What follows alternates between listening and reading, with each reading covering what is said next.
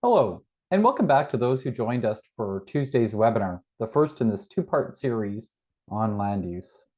My name is Tyler McCann, and I'm the Managing Director of the Canadian Agri-Food Policy Institute. Before we begin the discussion today, I want to acknowledge that I'm participating in this webinar from Western Quebec, and I'm located on the traditional unceded and unsurrendered territory of the Anishinaabe Algonquin people. As an organization, CAPI always recognizes that there are many steps that we need to take on the road to reconciliation. And certainly when we think about issues like land use conservation and the role that agriculture plays from coast to coast to coast, this is certainly something that's top of mind. Today, we want to talk about how Canadian agriculture can improve productivity and protect biodiversity.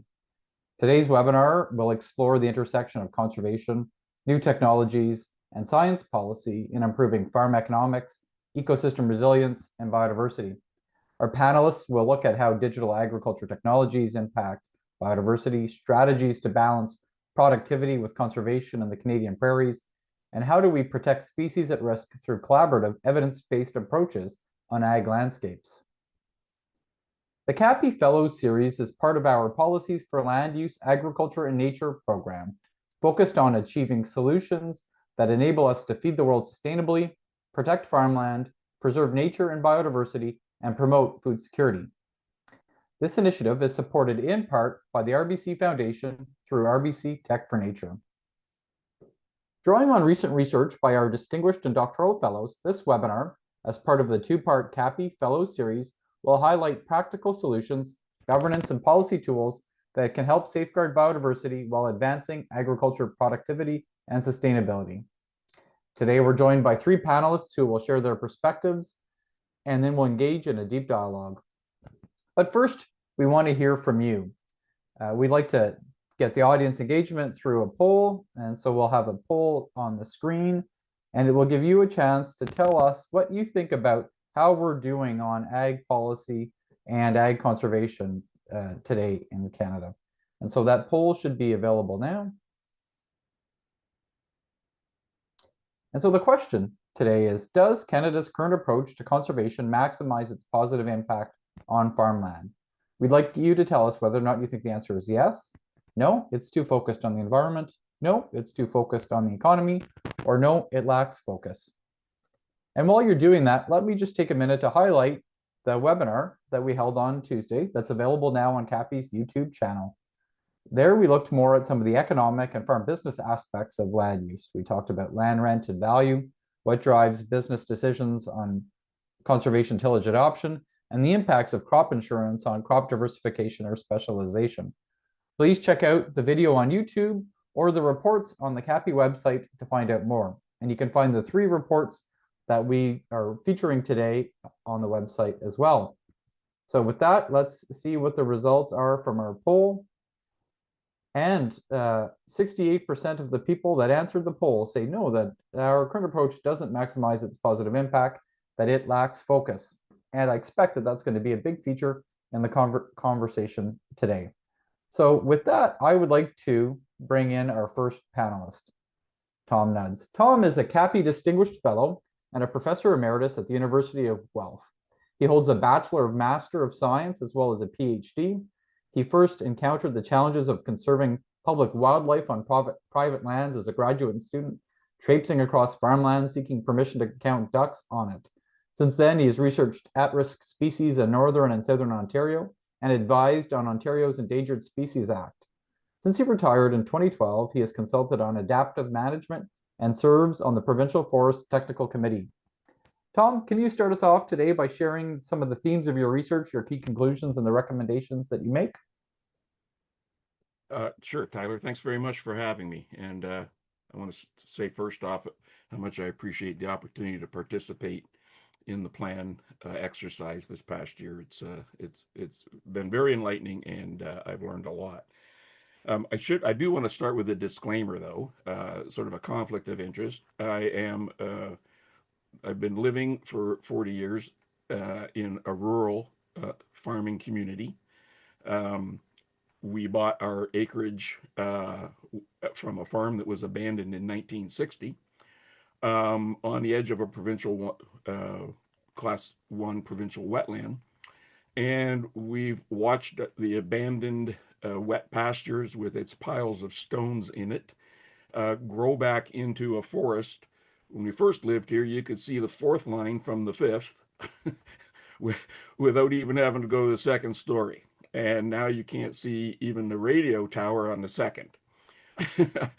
And it struck me over all that time just how much more wildlife myself and all my neighbors between here and the town line have at the back of their farms. And then it struck me that, most of my neighbors have a lot of this stuff at the back of their farms.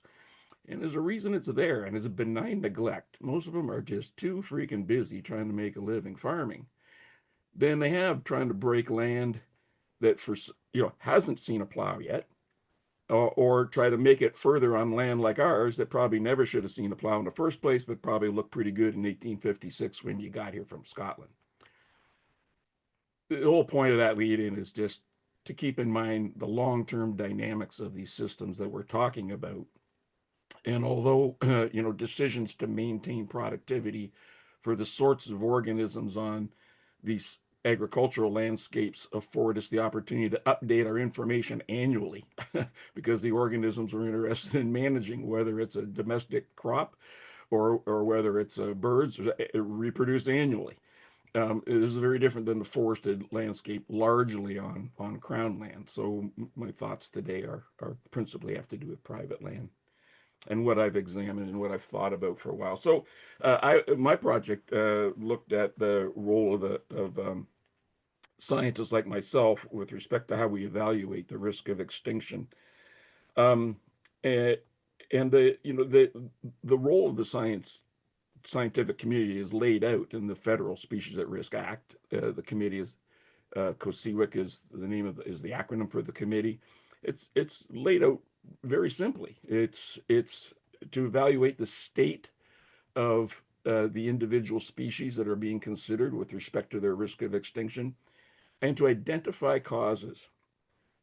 Um, I think that it's fair to say that the way that act is interpreted at the present time has had unintended consequences that have, and it has not enabled um, both the examination of the state of the species as well as the causes of that state. Identifying the potential causal factors of a decline in a species, whether it be changes in land use and so forth, uh, requires that we actually use causal inference. When the committee that considers the risk of extinction and identifies those causal risks, those observations from a scientific causal perspective have been identified not for the purpose of causal inference. They have simply been identified as things that have been mentioned by others as potentially contributing. Some of these things are, clearly the landscape is not what it was when it was settled. Okay, I won't go there. Okay, what I'm interested in more often is what I am absolutely interested in is the reliability of the evidence that we have, the evidentiary foundation for making wise decisions.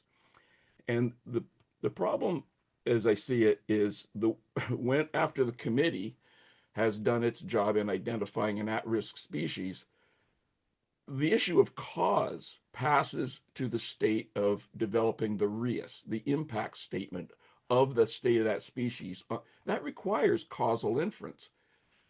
And although it's not true that scientists are not involved, but by and large, that next group, the policy people, are rather left to struggle with causation when they aren't necessarily equipped with the latest tools or even all the voices around the table that need to be with their perspectives on these hypothesized causal factors.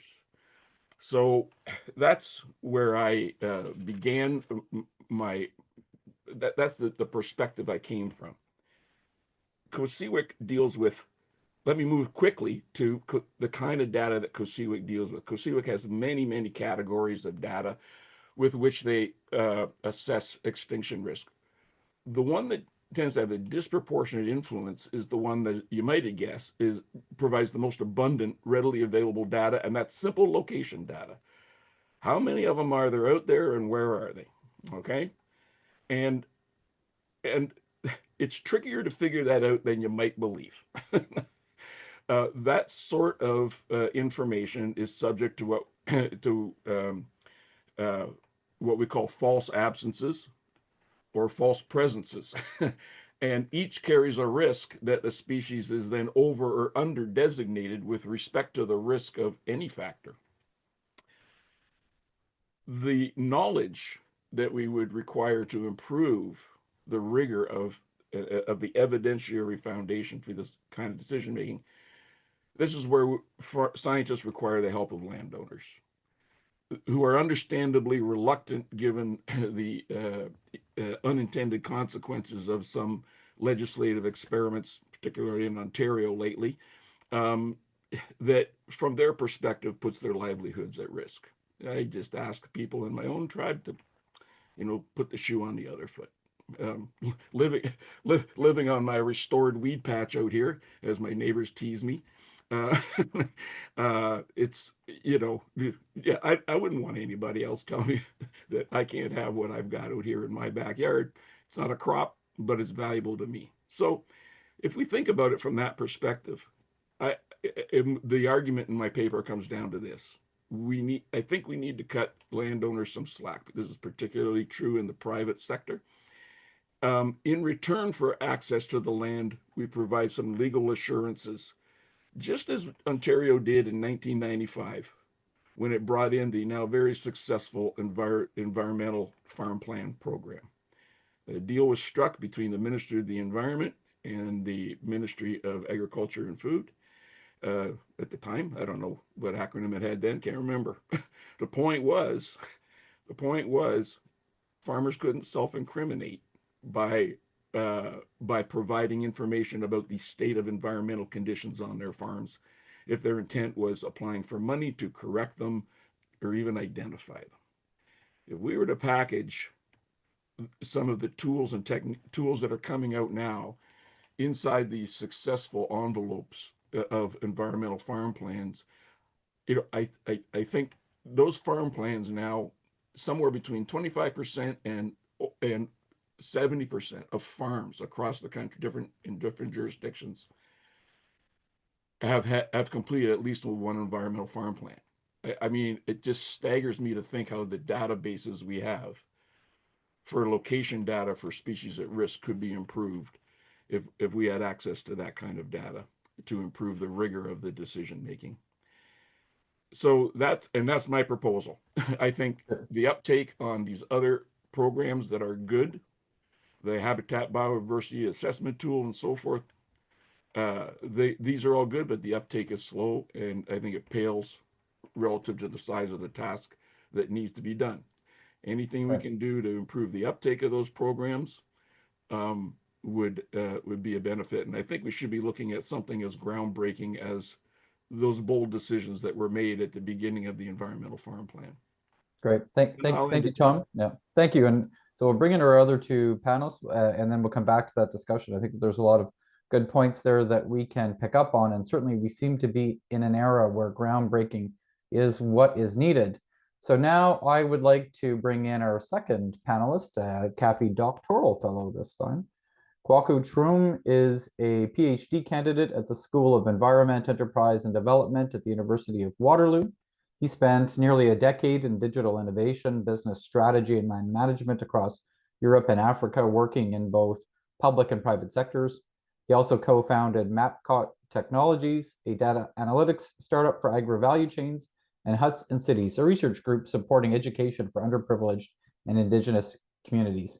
Kwaku, can you share some of the key themes of your research, conclusions, and recommendations that you make in your report? Yeah, thank you so much, Tyler, for the opportunity. So I think just to continue from what Tom mentioned, it's really important that we understand that there are so many opportunities that exist as we're moving forward as human species to be more innovative as far as feeding the environment and feeding ourselves and then protecting the environment is concerned. My research essentially was to examine how the adoption of digital agriculture technologies in the case of GPS-enabled tractors, drone technologies, or drone platforms, and this is even decision support tools like precision agriculture applications, adoption and how they have been utilized within the Ontario farming landscape, and whether indeed they are truly supporting farmers in tackling climate change and biodiversity loss. Now, within the context of this research, certain things became very, very interesting to discuss. And one was the fact that it was founded that there was indeed both an opportunity in the adoption of digital agriculture technologies, but then there exists some imbalances as well in terms of how does it really make sure that it is even within the landscape of every part of Ontario, or if every farmer has equal access to these digital agricultural technologies in the first place. One of the key findings that came out was that most Ontario had that most farmers use these digital agricultural technologies to reduce emissions, to improve their soil health, and even manage inputs with remarkable precision. But then in the most part of the northern part of Ontario, and even with smaller farms, these tools were basically out of reach. I think essentially because of high costs, where some farmers admitted that they couldn't see the return on investment on using these tools. Others also confirmed that there were poor connectivity in terms of broadband access, speed within these regions, and also limited training was also a key concern. One of the statistics that was reviewed from the report basically was that over 70% of these farmers that were surveyed were not even aware of some public programs that supported digital agricultural technologies adoption. And so it was important that in recommendation, there needs to be a coordinated approach when it comes to digital agriculture policies that aligns with both provincial and federal efforts to make sure that there's that synergy built to even the odds when it comes to accessing these technologies and accessing these tools, to empower these farmers to be more agile to the climate or to be more climate resilient. Another thing was that it will be important to have targeted support for small and even mid-sized farms. For example, like financial and technical resources and incentives that could empower these farmers to be more, adaptive in terms of their capacities to manage their farmlands and also to be more biodiversity aware or biodiversity conscious to, manage these conserved lands. In this age where technology and data is one of the key currencies in terms of having capacity to be more to make better decisions, I think it's really, really important that adopting digital agriculture and the potential and possibilities that comes with it should be very much supported by these provincial and then national efforts. Another thing was also on investment. I mean, as I mentioned earlier, it's important to invest in training and in digital literacy as far as adopting these tools are concerned. Sometimes, I think in one of the cases, some farmers actually reported that somehow there is the technicality that comes with, sometimes even the manual of operating these technologies somehow is too technical heavy in terms of even the wording and the language. And so as we can tell that the farming community in Ontario is basically becoming aging. It's becoming a very aging population. And so it's very much important that age barriers should be considered and making sure that the approach, even from this agri-technology companies and all these stakeholders involved should be able to make the adoption of these technologies and then the knowledge that comes with it to be more easy to use, more empowering in terms of literacy. There should be a lot of investment to empower these farmers to understand how this works even more. And I think finally, it was important to understand that in as much as we want to adopt these technologies, we also need to understand the governance that surrounds it. So we need to have a very clear data governance system that can build trust within the farming community and within users. In an age where AI technologies are taking over various means of decision making.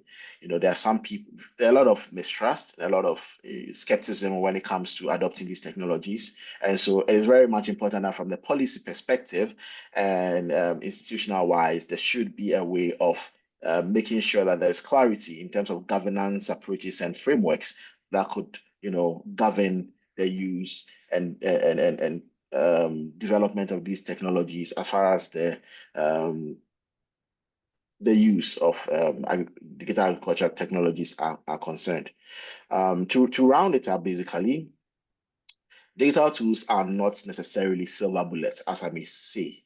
But then if we get the policies and partnerships and even the people that are involved really, really right, I think it's really, really interesting and absolutely a good area to drive both productivity and as well as sustainability hand in hand within, in this case, Ontario's agri-food system. Great. Thank you, Kwaku, for starting us off with that. And again, I think that point that you make about not being a silver bullet is obviously really important, but you followed that up with the point about co-benefits, and that's obviously something worth understanding as well, given all of the pressures on farmland. And so I will now like to bring in our third panelist, and that is Ihsan Pashinajad, a doctoral fellow and PhD candidate from the University of British Columbia and a research affiliate with Agriculture and Agri-Food Canada. His research focuses on modeling ecosystem services and optimizing land use in agricultural landscapes, with a particular emphasis on balancing conservation and agriculture productivity in the Canadian prairies. Ihsan, can you start us by walking us through your research, the key conclusions, and the recommendations that you make? Yeah, absolutely. Thank you so much, Tyler, for having me and for this great opportunity. It's been a really great experience for working with CAPI as a doctoral fellow and learn from different perspectives from Tom and also other doctoral fellows in this team. So when we think about agricultural policy in Canada, especially in the prairies, we often default to production, growing more, exporting more, maximizing yields, and all these economic returns. But what my work with CAPI highlights is a broader truth. That is, the Canada's agricultural landscapes, and particularly the prairies, are also ecological landscape. The prairies are not just the breadbasket of Canada, they also provide and deliver critical ecosystem services, or some people call nature's contribution to people. So what we mean by ecosystem services are the benefits that we gain from nature, such as food production, water filtration, carbon sequestration, biodiversity support, and so on. So these are essential functions that agricultural policy can no longer afford to escape. The prairies are considered as the powerhouse of Canada's agri-food economy, but more than 70% of native grasslands have been lost, and more than over 40% of wetlands have been drained for agricultural purposes. These land uses changes have led to declining biodiversity and growing stress on natural systems, and yet these landscape still holds some immense potential to support both food security and environmental goals, but only if we manage and plan them more intentionally. So that was the core focus of my CAPI work, to identify where and how we can do this, how to recognize, preserve, and even enhance ecosystem services using working agricultural landscape in the prairies. some of the takeaways from my research are that, so first, a small portion of land delivers a disproportionately large shares of environmental benefits. So I find in my research that just 19% of prairie landscape supports over half of the key ecosystem services. So these are our leverage points. We need to protect and support them, not as obstacles to agriculture, but as assets to its sustainability. Second, agriculture and ecological goals are not always in conflicts. There are areas what I call dual or multi-benefit or function zones where conservation and production can coexist. These places often have heterogeneous land use types like riparian buffers, pasture mosaics, or mixed-use lands. What this shows is that diversity matters, and the policy needs to move beyond one-size-fits-all prescription. Third, farmers cannot be expected to carry the burden of conservation alone. Policy must shift from top-down compliance to incentive-based collaborative approaches. That includes performance-based agri-environmental payments, stewardship programs, and market pathways that reward ecological outcomes, not just commodity production. But of course, aligning agricultural policy with biodiversity and climate goal isn't easy. In Canada, agriculture is a more provincial and local responsibility, while biodiversity and climate fall under federal mandates. So this creates a governance gap, and in some cases, even conflicting policy signals. So overcoming this requires coordination across jurisdiction, as well as partnership with different producers, different right holders, stakeholders, including indigenous communities and civil society. But what's encouraging in Canada, so Canada has shown some ways of collaboration across jurisdictions. There are initiatives like Prairie Habitat Joint Venture or a Provincial Conservation Action Plan, and now recently the National 2030 Nature Strategy. So what we need here is the integration, bridging the data, planning, and funding mechanism together to guide multifunctional land use decision. We also need to embrace the fact that the agriculture and nature are not separate systems, so they are deeply codependent. Recognizing that opens the door to policies that do not just aim to mitigate the harm, but actively work to build resilience across landscapes and communities. So the real question for us isn't just how we grow, but how we plan, how we value, and how we reward land stewardship in a way that reflects the full contribution of agricultural landscape to our Canadian society. So that was the high level of my research with CAPI, and I'll leave it for more discussion. Thank you, Hassan, for that. And again, it's a good segue to the group discussion. So as we bring Tom and Kwaku back in, I want to stay with you, Hassan, if you can leave your camera on, please, just to start with that question about the system. You talked about how, again, it's a productive system, but we're in a space where there are also trade-offs within that system around ag production, land conservation. At times, these can seem to be opposing forces. But when you think about kind of the work that you did that looks at those leverage points that exist on the prairies, that 19% of space that produces the kind of the larger environmental impact, how do you think about those trade-offs, and how do you think we should be thinking about how do we better understand the relationship between them and the systems that we need to govern accordingly? Well, I think, yeah, this is one of the key questions that I'm also dealing with in my PhD project as well. And this is also repetitive. I think most of the folks here have heard from me that trade-offs are inevitable. So we cannot really to just skip the trade-offs, but we can mitigate and manage those. So so I think it's important in this context, in the agricultural productivity and conservation, it's important really to shift from a single priority mindset to a system thinking approach. So as I did in my CAPI report and also in my PhD project. So I don't really consider landscape as a single zones for either production or conservation, but as multifunctional system where land can and actually often does support multiple objectives like food production, like different ecosystem services that I mentioned that comes from these landscapes. So I think a system perspective shows us that these functions aren't in competition inherently, and conflicts arises when we really plan for one or single objective or in isolation.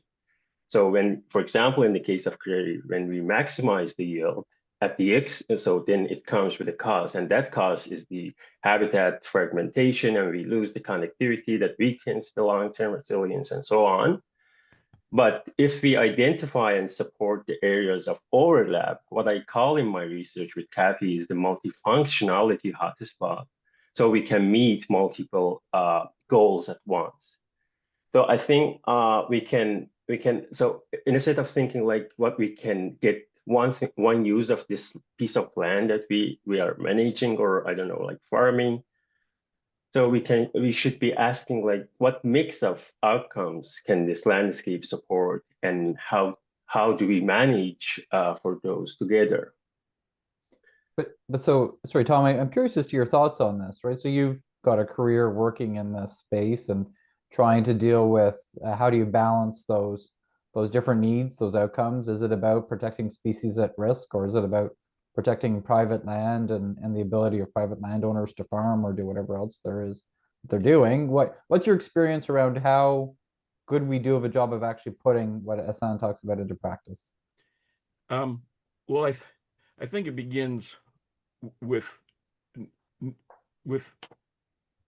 confronting the inherent assumptions, some that almost take on a kind of article of faith, depending who you're talking to, that two things must necessarily be in conflict. Okay, I'm not talking about the obvious sort of historical changes that have gone on before. Yes, we changed the landscape into what it is today. I'm talking about thinking about going forward.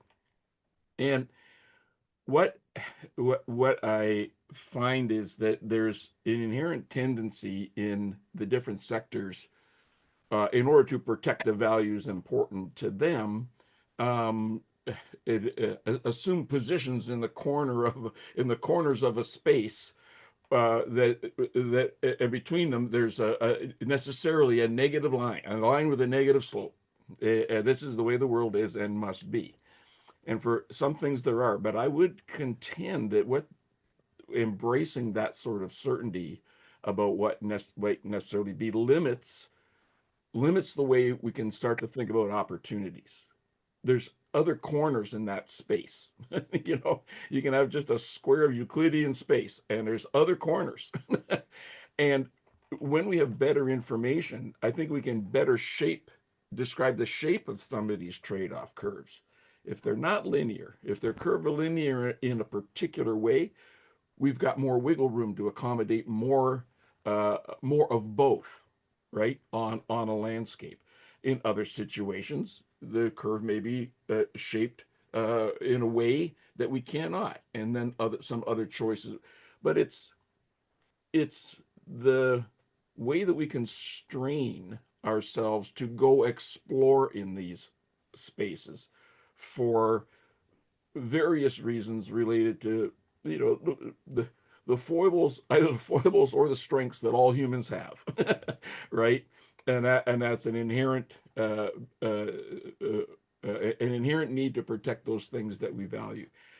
So things that look like a challenge to our values, we immediately are wary of, and then perhaps that factors into why we don't go to we don't attend multi-stakeholder tables, or we want to interact with the minister independently from other actors in the space, and so forth. I think we have to work very, very hard to break that down, as hard as that is. And so, Kwaku, I'll come to you, and I want to bring in one of the questions that we've got from the audience already. And again, encourage people to use the Q&A function in Zoom to put questions into us. But the framing of the question is along the lines of agriculture as a system has been designed to encourage production. And the question is, are there practical ideas on how to shift that culture to make ecosystem services more accepted as a form of agriculture itself? But I'm interested in your thoughts on this because digital agriculture technologies arguably have this great co-benefit opportunity looking at environmental and but also productivity, profitability benefits as well. But I assume that when a lot of people are thinking about the benefits, they're thinking about it from an economic, not an environmental perspective. I was wondering if you could speak to whether you have thoughts on how we think about this culturally in the sector and whether or not things like digital agriculture technologies are part of that way that we help shift to better understand that we can farm in a way that's more responsible, more sustainable, but also more profitable and productive. So any thoughts on that kind of big question? Yeah, I think this is a very, very good and a very interesting question that for the sake of time, maybe I'll just highlight on just key areas of that. Yes, indeed. I think most technologies and most innovations, if you track history, has had its motivation being economic. So most of the time you find all these innovations from mechanization of agriculture to, industrialization to green ways of agriculture, like climate smart technologies to even now digital agriculture. And all these technologies somehow had this innate motivation of selling the idea of the economic benefit that it comes to most users, because somehow that becomes the point of attraction for most of the users. So most of these farmers and most of these stakeholders kind of use that as their marketing tool to sort of pull in and then get the traction to be patronized. However, I think it's really important that moving forward, we highlight the benefits, as you mentioned, on the ecological component that it also brings. For example, whilst precision agriculture technologies or tools can help the farmer to be more lean in its operations, it also helps the farmer in an age where lands are being competed for. For example, in Ontario, it's a heavy urbanized province, unlike the prairies.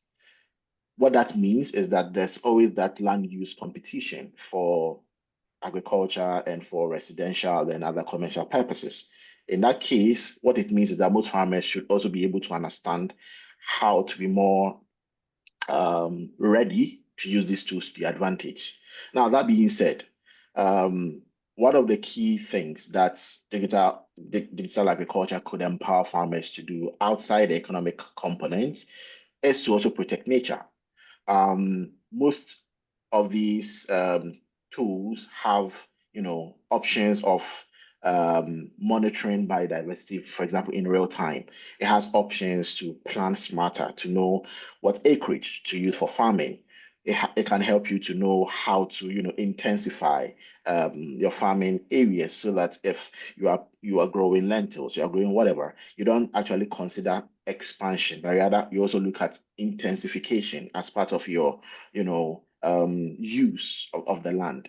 That sort of helps to give the farmer the ability to rather take in proactive steps amidst uncertainties, right? Amidst all these political uncertainties, amidst all these economic uncertainties, and etc., instead of having that reactive, ability to respond to these changes, the farmer using these tools can rather be proactive and anticipatory in adopting these technologies and rather proactively being engaged to do that.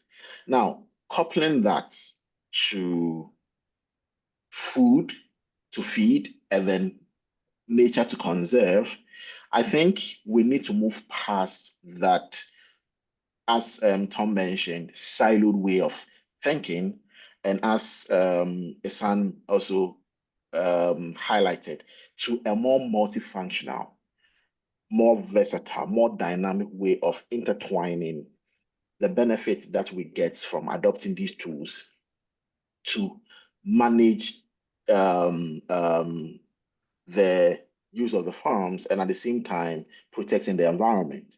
Because at the end of the day, it works hand in hand. If you are able to ensure that biodiversity is conserved, it has the potential to continue with soil health, richness, like all these components of the ecosystem works together to make the soil the soil more fertile. It works together to make the environment more rich for a better yield, etc. And so we really need to frame the logic of understanding production and productivity and land conservation, not as a trade-off necessarily, or not even treated as an either or issue, but rather should be looked at as the synergy, right? We should look at the synergy that exists between using the tools to optimize land use and at the same time minimizing inputs with existing farmland, etc., and also trying to ensure conservation of these lands because it's actually doable and very, very possible with the tools that we have. To conclude sorry. No, go wrap up. Oh yeah, so to wrap it up, we need to really involve also different stakeholders along the lines of that because I think most of the time we are not able to grasp the synergies really well because of the biases that individually we may have, either as researchers, or as policymakers, or as stakeholders, or as farmers. So there's always the need also have, as we want to move towards a multifunctional approach, we also need to make sure that the stakeholders involved are uniquely intertwined to share ideas, to share, how to make sure that this work in our favor. Right, and so I'm going to go to Tom next, but Asana, what are your thoughts on this as well? I mean, we one of the challenges with multifunctionality, one of the challenges with conservations and species at risk itself that Tom identified is the data and how much we know or we don't know about kind of where the animals are, so to speak. I mean, one of the questions we've had from the audience is around the need for baseline inventory counts and whether it be plants, birds, or other animals on the land. Tom, how much of a challenge is kind of that lack of a common understanding of what biodiversity is where? How much of a barrier is that kind of lack of information to being able to get around that table like Kwaku talks about and work together to talk about where is the challenge and what can we do to fix it? Well, I think it's a real challenge to get the lack of information is a challenge to getting people around the table. The way the system's sort of set up, almost with the different values centered in different ministries and so forth, with ministers with different responsibilities and so forth. It's very hard to work across those different sectors, the agri-food sector and the what we call the conservation sector. We put conservation over an environment, right? But agriculture is also part of environment. So why are we thinking along these very sectoral lines? Our institutions are very, very poorly equipped to deal with the way ecosystems actually work and function, right? I think it's a big the lack of the evidence, the evidentiary part of it comes in, I think, when it comes to leaving it.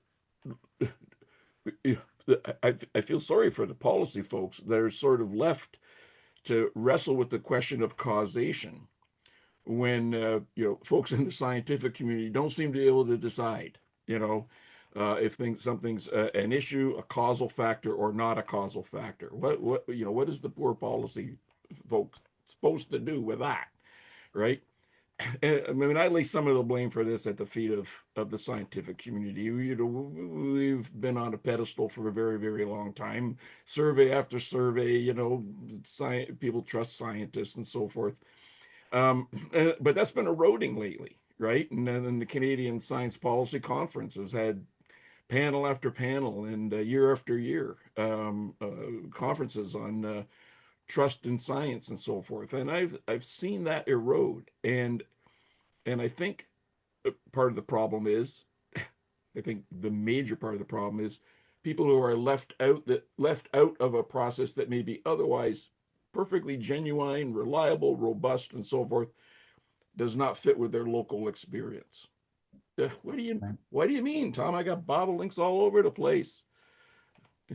They're in a different field than they were last year, but I got them all over the place. Things like this. And so you try to explain that when people aren't brought along for the ride, shall we say, in an expanded space where we can do rigorous and reliable and evidentiary based decision making with people who are not necessarily have the accreditations after their name. This is possible, right? And but people see decisions emerge that they're fearful because it's then a threat. They haven't heard the backstory. They haven't heard how we got to this point. And they're not able to contribute their offering of information and so forth and experience to that richer mix of hypotheses that are there to be evaluated. Detractors from this point of view I'm putting out will say, well, that's going to take forever. Like you're talking about improving decision making and nimbleness and so forth, and in a world is changing dramatically. Clearly, this is not necessarily a process. I'm talking about opening up, COSEWIC, charging COSEWIC with cause, and doing it in a participatory research way. We can pretty much guess the kinds of species, open grassland birds, dependent on or insectivores with nesting places in barns. These things are going to present a challenge, right? Caribou for forestry, in the deciduous forest band, turtles seem to be lighting up everything. For a number of these model systems, we could do parallel management strategy evaluation approaches and so forth, and use some of these new concepts that I just don't see in the species at risk world. They're simply not being considered in a way they could be. Most of the species go on the back of the act with very little kerfuffle, right? I mean, they're on beaches, they're in places where there isn't going to be a plow ever, never has been, never will be. But how many more are there? And so where does the species actually lie on either side of one of those static thresholds that determines whether a lot of cost and effort goes into developing recovery plans and so forth, and all of that is triggered, as opposed to a very reasonable function that, well, here's the state of it now. There's concern and so forth, and we're keeping a record. I don't know, probably tons of people who would like to do that sort of thing. I think we have to think of a way to unleash the unpopular word in Ontario right now, but I think we can think of unleashing some other power here, and I think we all might benefit from sitting back and thinking about alternative ways of going about searching for these solutions that a lot of us begin by assuming can't exist or don't exist or won't exist. Right. Now, so Sana, again, we started with a question here about baselines, but kind of building on some of Tom's points.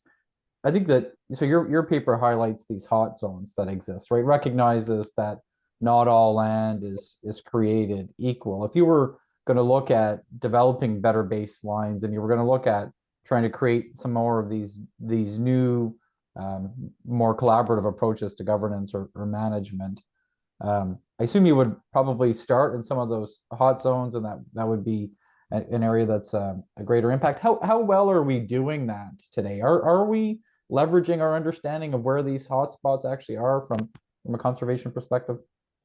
Well, that's a good question, but I think right now probably not nearly well enough, because as I mentioned and also showed in the reports, that it's just like 19% of that huge piece of land is delivering most of the ecosystem services, which is also tied to the conservation actions, how we manage the lands, just like one part of the landscape.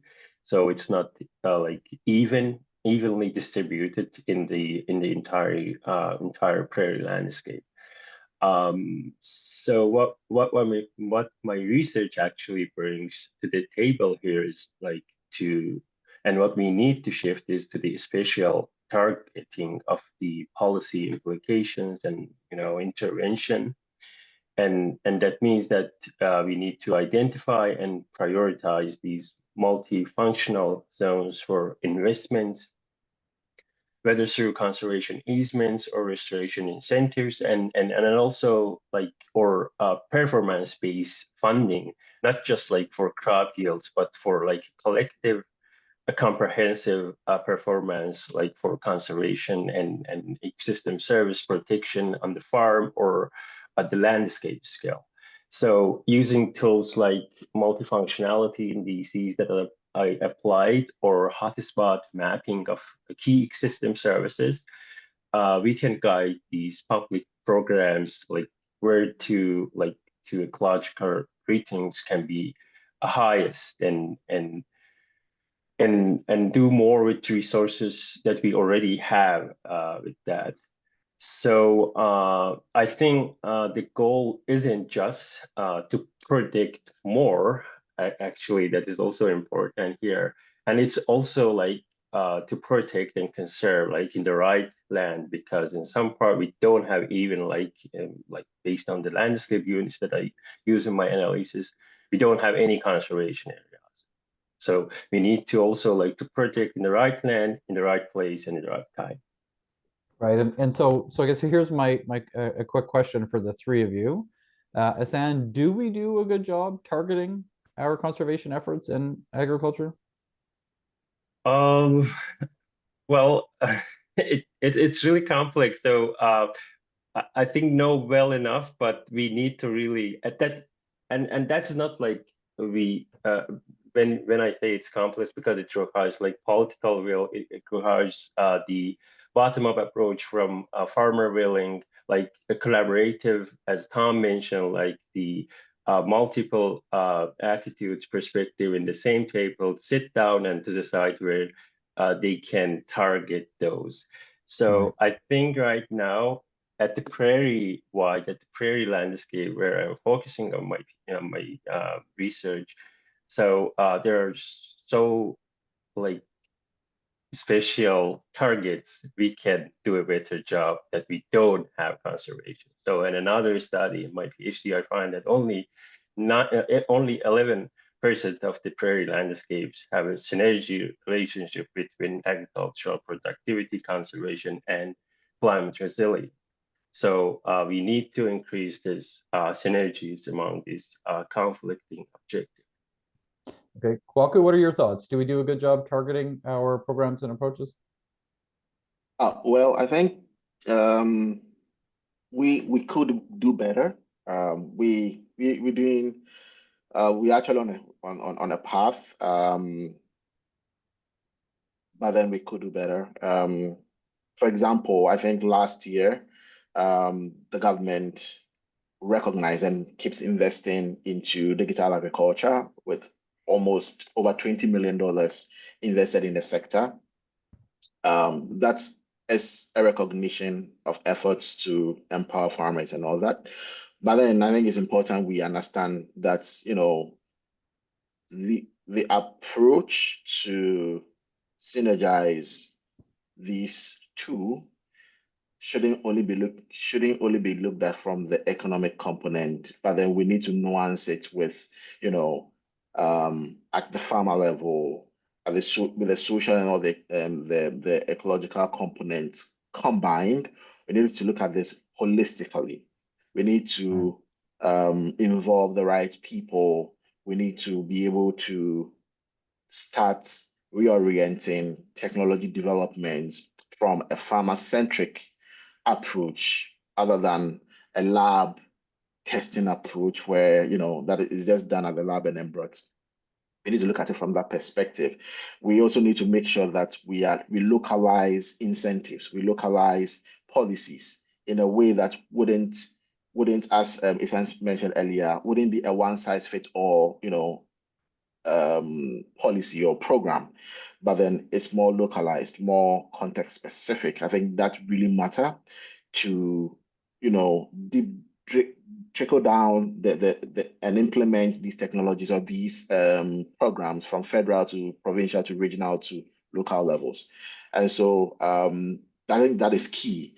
And just to highlight the area of advocacy and training also really matter. I think we need to invest also into training programs, into literacy programs that could build stakeholders to understand, not even from the technology point of view, but even from policy. What does this policy mean to me as a dairy farmer somewhere in Manitoba? What does this mean to me? How can it influence my daily lives, etc.? So I think these are all things that we need to consider to make sure that our implementation is more holistic. Great. And so, Tom, we have a couple of just a short couple of minutes left, but I'm curious as to your thoughts around targeting and I'd also, or if you want to touch on just briefly, education and whether or not we do a good job talking to farmers about what we know or what we don't know about the impacts that they have on conservation. I don't think we do. Like as I said before, in 2008, the spring of 2008, my neighbors were alarmed and enormously surprised about anything to do with bobolinks and meadowlarks and so forth, right? But suddenly, boy, were they on the hook, right? So no, I think we don't, and I think there's cross-sectoral communication has to improve in all of these regards, and people have to be in on and informed along the way about these decisions. I realized with some dismay that I did not actually use the word baseline in my attempt to answer the previous question, but I would like to say that yes, baselines are enormously important in this regard. The one caution I would offer is that when we use the word baseline, it's often used to imply a starting point, from which we will depart and or we hope to return to, or something in the future. When it comes to the anthrophilic species as opposed to the anthrophobic ones on the landscape, like the ones that were only fairly recently abundant in the eastern part of North America, like bobolinks and so forth, as a result of changing the habitats the way we did and putting up structures and so forth where things like swallows nest. And those things are changing now. We have to rethink, well, what is the baseline? Do we start measuring from where they were really at their peak abundance in an environment that a lot of it was used to feed the engine of our transportation system? And as we change to another fuel for our transportation system, we've relaxed from a lot of that marginal land, and forest has grown back up. There's a lot of dynamic nature. Nature will do what nature's going to do. So we have to figure out how we can use those solutions, nature-based solutions, to everybody's benefit.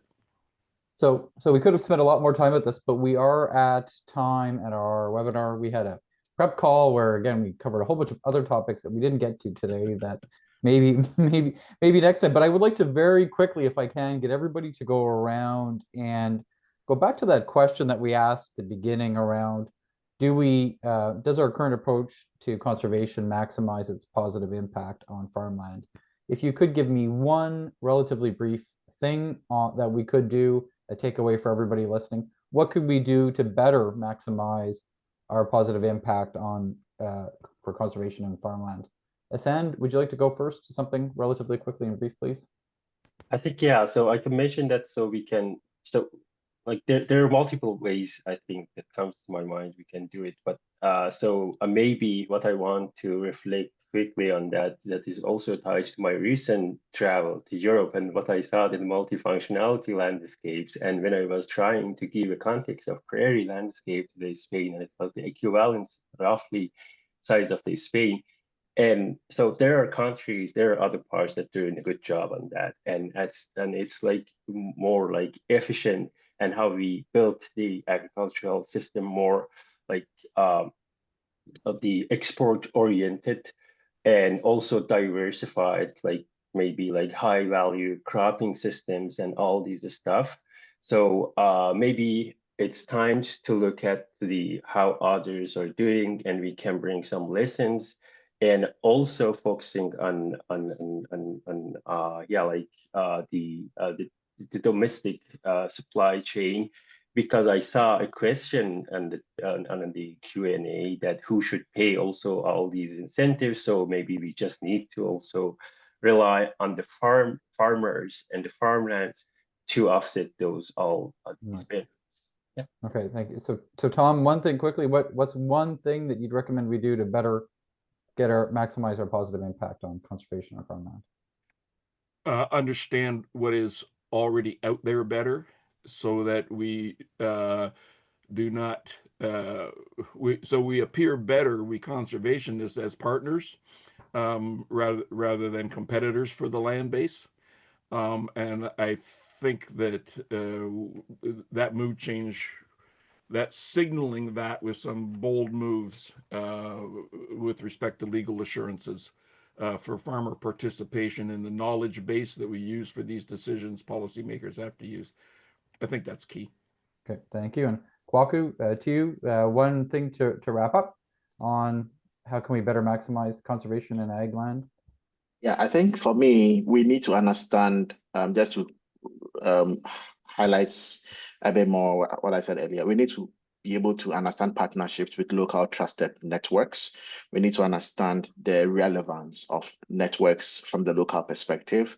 Co-ops, extension officers, producer groups, all these people are key components within the chain that we need to bring into policy.